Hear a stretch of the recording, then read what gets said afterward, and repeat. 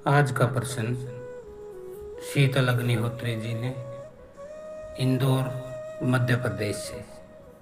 शीतल लिखती हैं कि गुरुदेव, ईश्वर की कृपा प्राप्त होने से पहले क्या होता है, क्या संकेत मिलते हैं और ईश्वर को पाने के लिए क्या अनिवार्य शर्त है।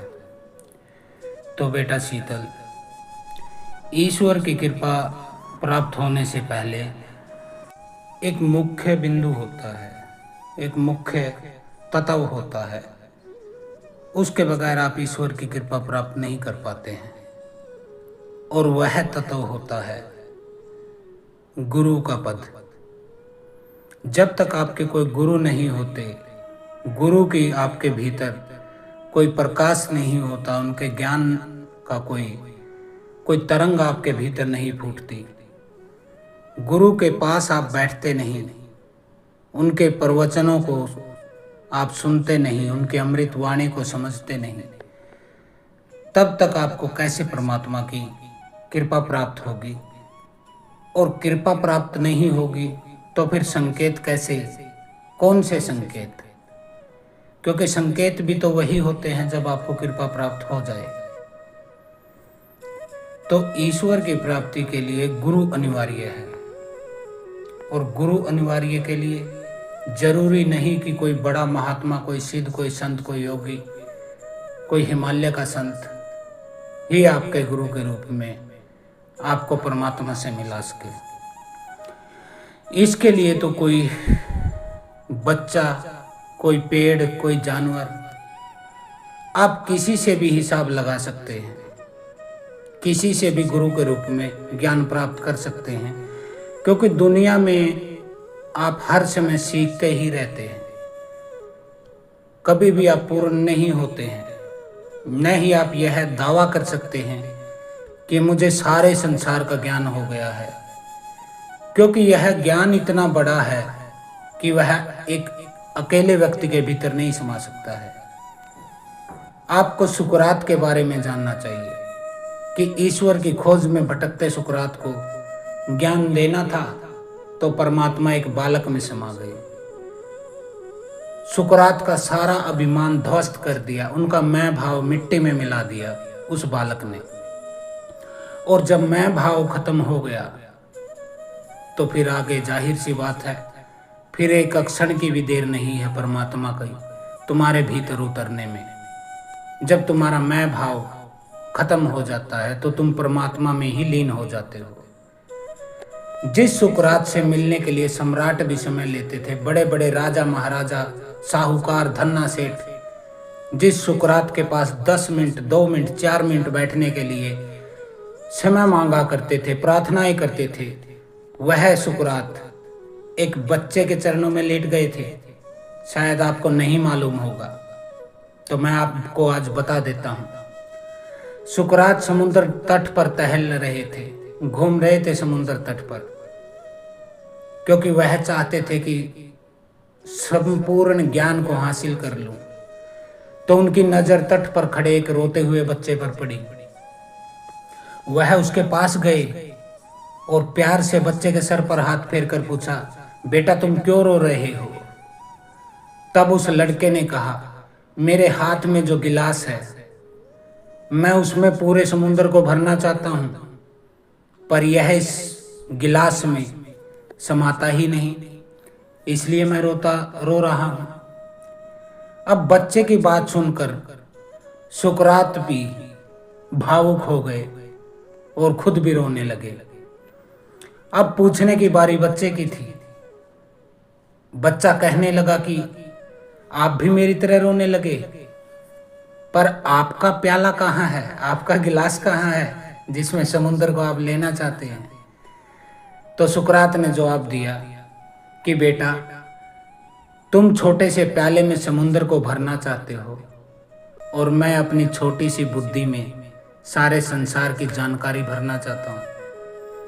आज तुमने सिखा दिया कि समुद्र कभी गिलास में नहीं समा सकता है, और मैं मूर्ख, जड़ बुद्धि, निरा मूढ़, व्यर्थ ही बेचैन होकर फिर रहा था, दर दर की ठोकर खा रहा था। गुरुओं के पास चक्कर काट रहा था। यह सुनकर उस बच्चे ने भी अब प्याले को समुद्र में फेंक दिया और बोला कि हे सागर, अब तू मेरे प्याले में नहीं समा सकता तो मेरा प्याला तो तुझ में समा सकता है। तो उन्होंने अपने गिलास को समुद्र में फेंक दिया। उस बच्चे ने इतना सुनना था कि सुकरात बच्चे के चरणों में गिर पड़े, क्योंकि उन्हें बहुत कीमती सूत्र हाथ लगे थे। ऐसी बात उनको मिल गई थी, ऐसा रास्ता मिल गया था कि जो उनके पीड़ा को, उनकी प्यास को बुझा सकता था। वो बोले, हे परमात्मा, आप तो सारा का सारा मुझ में नहीं समा सकते हैं, पर मैं तो सारा का सारा आप में लीन हो सकता हूं। यही बात मैं आप लोगों से कहता हूं कि परमात्मा को अपने भीतर समाने में आपको समय लगेगा, लेकिन परमात्मा के भीतर खुद को समाने में अक्षण भर की देरी नहीं। खाली मैं भाव को खत्म करना है। जिस तरह से एक बूंद में सागर नहीं समा सकता है, लेकिन एक बूंद सागर में समाकर खुद सागर हो सकती है। इसको बोलते हैं पूर्ण समर्पण। आपका ही हूं, आप में ही समा गया। तो ईश्वर की खोज में भटकते भटकते सुकरात को जब ज्ञान देना था, तो भगवान उस बालक के रूप में गुरु बनकर आए।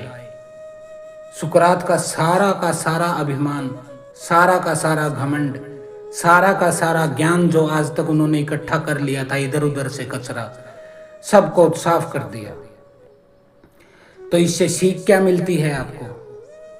ईश्वर जब आपको अपनी शरण में लेते हैं, तब आपके अंदर का मैं भाव सबसे पहले मिटता है।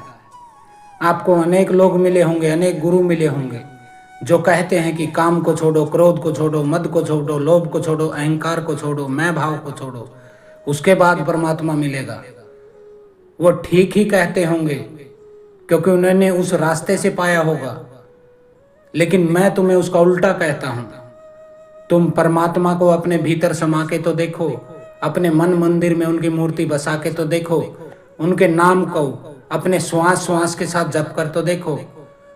जैसे ही परमात्मा की एंट्री होगी तुम्हारे भीतर, काम, क्रोध, मद, लोभ, मोह, अहंकार सब अपने आप तिरोहित हो जाता है, चला जाता है वो। तो यह रास्ता है। जब आपके अंदर मैं मिटता है, तभी ईश्वर की कृपा प्राप्त होती है।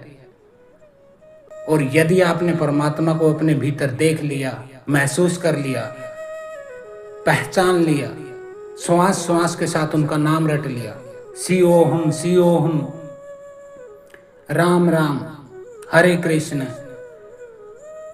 इस तरह से आपने जिस भी नाम से उनको रट लिया, श्वास श्वास हरि नाम भज, वृथा श्वास न खोए, न जाने इस श्वास का फिर आना हो के न होए।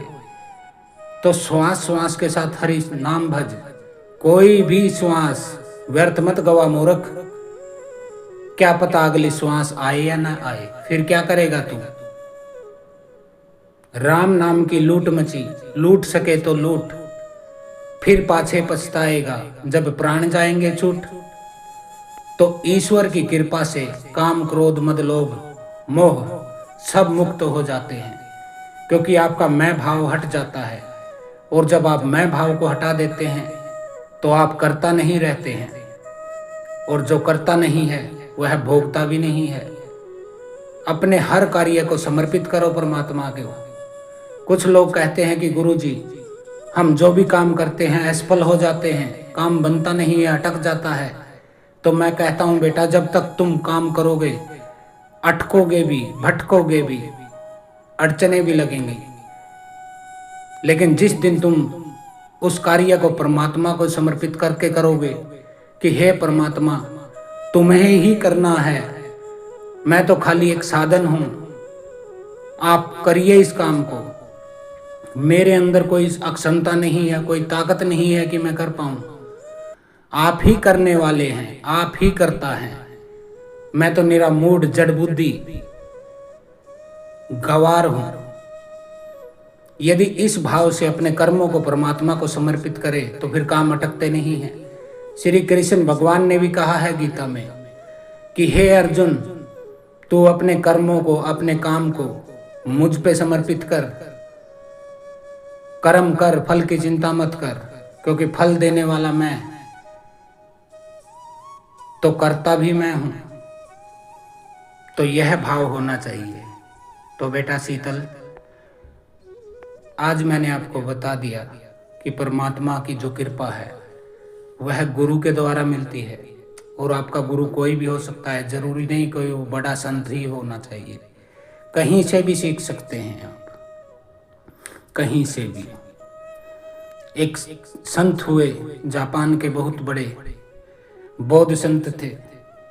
लेटे थे एक दिन ऐसे ही जंगल में, परमात्मा की खोज में निकले थे, ढूंढ रहे थे इधर उधर। तभी एक पत्ता टूट के गिरा जमीन पर। उसी से उन्हें सच्चा ज्ञान प्राप्त हो गया कि यह जीवन एक पत्ते के माफिक किसी भी समय टूट के गिर सकता है, हवा में किसी तरह भी उड़ सकता है, जिधर की हवा होगी उधर ही ले जाएगी। तो उन्होंने भी स्वयं को परमात्मा के उस मार्ग पर पत्ते की तरह छोड़ दिया कि अब तो मैं यही पड़ा पत्ता बनकर, जहां ले चलना है चलिए, जो करना है करिए, मैं तो ना कुछ हूं, मैं कुछ हूं ही नहीं। और उनको ऐसा करने के पश्चात मैं भाव उनका खत्म हो गया, शरीर का भाव खत्म हो गया कि मैं शरीर। वो मानने लगे कि परमात्मा ही है, तू ही तू की रटना लगी, और तुरंत उनके भीतर परमात्मा उतर गया। सच्चे ज्ञान को उपलब्ध हो गए वो, और परमात्मा में लीन हो गए। तो आज के लिए इतना ही। हर हर महादेव। ओम काली। आदेश गुरु गोरखनाथ।